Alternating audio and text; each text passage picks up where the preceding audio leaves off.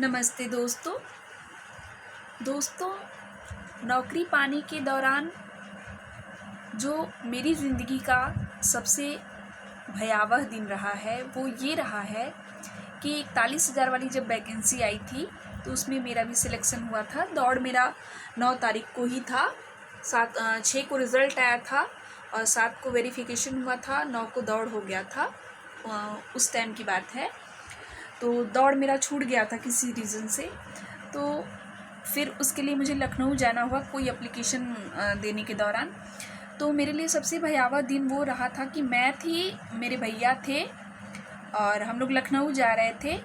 और चूँकि बहुत जल्दी थी, मुझे लग रहा था कि अगर मैं लखनऊ आज नहीं पहुंची तो शायद मुझे दौड़ने ना दिया जाए। तो हम लोग जल्दीबाजी में ऐसे बस में बैठ गए थे और उस बस में मैं थी, मेरे भैया थे और कोई एक आदमी था। मतलब पूरे बनारस से लेके लखनऊ तक का सफ़र हम सिर्फ बस में 3 लोगों ने किया था।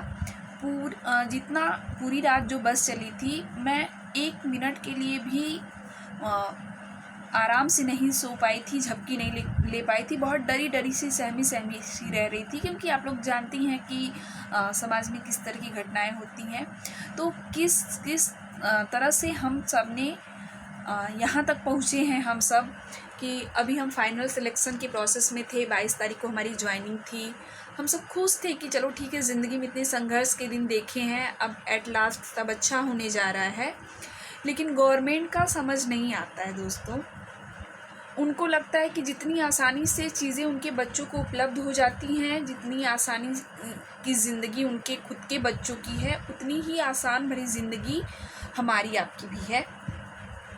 पहले तो वैकेंसी को यूपी पुलिस 49,000 वैकेंसी को 3 चरण में बांट दिए।